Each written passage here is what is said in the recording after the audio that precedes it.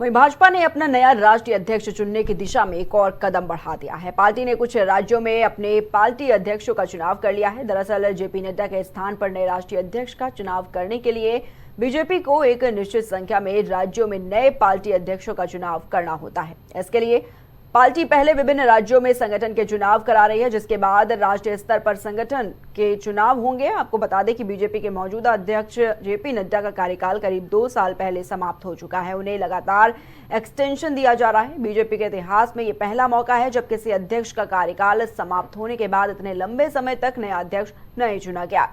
Party में राष्ट्रीय अध्यक्ष का चुनाव तभी हो सकता है कि जब कम से कम 19 राज्यों में अध्यक्ष की नियुक्ति हो चुकी हो और अगले 2 दिन में ये लक्ष्य पार भी हो जाएगा। बीजेपी अगले 2 दिन में 26 राज्यों में प्रदेश अध्यक्ष का चुनाव करा लेगी।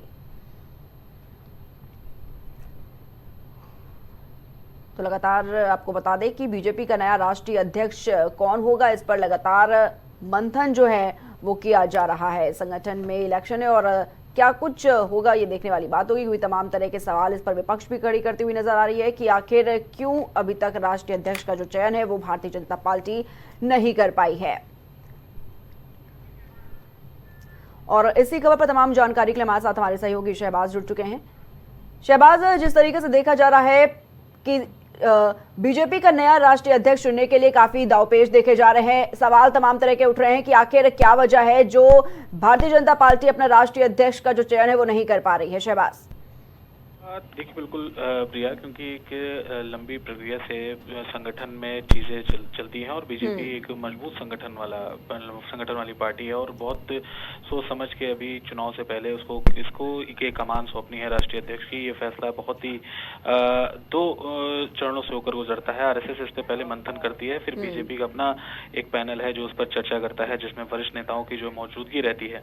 तो हालांकि कई ऐसे नाम हैं प्रिया जिनकी चर्चा चल रही है, जिसमें कई कद्दावर नेता हैं, क्योंकि जो राष्ट्रीय अध्यक्ष का बीजेपी की जो प्रस्तावना है, जो बीजेपी की गाइडलाइंस हैं, उसका साफ तौर पर यही है कि 15 साल कम से कम पार्टी का जो कार्यकर्ता वो बतौर कार्यकर्ता पार्टी में रह चुका हो, उसके साथ ही पार्टी जो है वो जाती है, उसको राष्ट्रीय अध्यक्ष पद की कमान सौंपी जाती है। तो ऐसे में कई पुराने कद्दावर नेता हैं जिन पर आरएसएस का विश्वास होना बहुत जरूरी है, आरएसएस का साथ होना बहुत जरूरी है। क्योंकि बीजेपी में अगर आप कुछ भी करते हैं तो उसमें आरएसएस का आपको साथ मिलना बहुत जरूरी होता है। आरएसएस का अगर हाथ नहीं रहेगा तो फिर राष्ट्रीय अध्यक्ष का जो पद है वो किसी भी नेता के लिए मतलब दूर की एक बहुत टेढ़ी खीर साबित होगा। जी बिल्कुल शहबाज, क्योंकि जिस तरीके से इस वक्त देखा जा रहा है राष्ट्रीय अध्यक्ष के चुनाव को लेकर, ऐसे में कहीं ना कहीं विपक्ष भी तमाम तरह के सवाल खड़ा कर रहा है भारतीय जनता पार्टी पर कि आखिर ऐसी क्या बात हो गई है कि पार्टी चयन तक नहीं कर पा रही है। और इसको लेकर देखा गया अखिलेश यादव ने भी सवाल उठाए थे। शहबाज, हाँ बिल्कुल, क्योंकि विपक्ष को एक मुद्दा मिला है, क्योंकि लगातार एक्सटेंशन चल रहा है जेपी नड्डा का। उनका कार्यकाल खत्म हुए भी लगभग 1.5 साल से ऊपर का वक्त गुजर चुका है और ऐसे में लगातार उनको बराबर राष्ट्रीय अध्यक्ष के पद पे बनाए रखा जा रहा है। भारतीय जनता पार्टी उन्हीं पर ही अभी उनको ही लेकर लगातार आगे बढ़ रही है और अभी बिहार के भी चुनाव एकदम नजदीक हैं प्रिया। तो ऐसे में माना जा रहा है कि हो सकता है उससे पहले ही या फिर उसके बाद जिस तरीके के भी, क्योंकि अभी प्रदेश